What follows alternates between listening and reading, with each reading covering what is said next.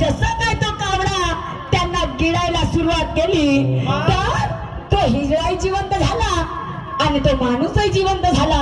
काय पागल झाली का तू? हा काय पागल झाली? मेलेले माणसं कधी जिवंत होते का? हेही विचाराची गोष्ट आहे नाही का? एखादा आता मला एक सांग, निशांत शाहीर कधी मेला? त्याला मारायला होते का बा? तुझ्या घरी खायला येते का माझ्या भात? अरे मी उदाहरण देत आहे.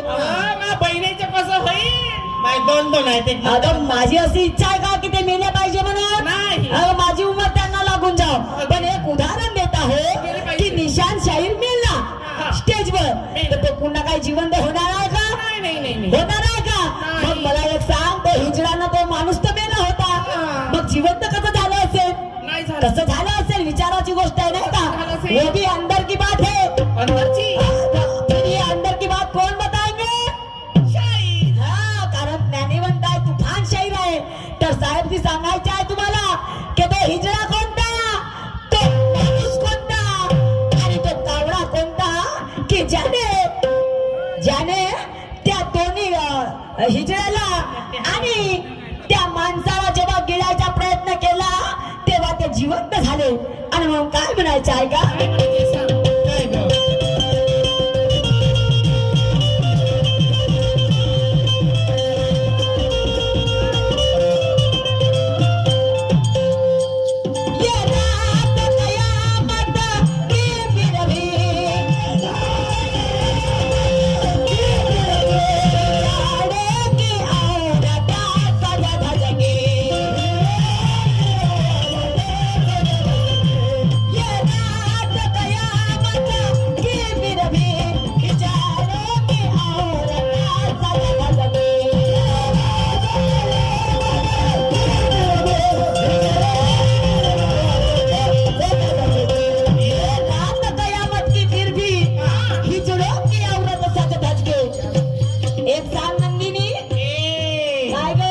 मला सांग, हिजड्याला बायको राहते का? तुला नवरा आहे? मी हिजडा आहे का? अगं मी बाई आहे. मी पण बाईच आहे. तर तुला नवरा आहे? आहे ना. मग काऊन त्याचा जीव नाही होय का? हा. नाही त्याचा जीव नाही हे. कोणाचं? अगं हिजड्याला बायको राहत नाही पण होती.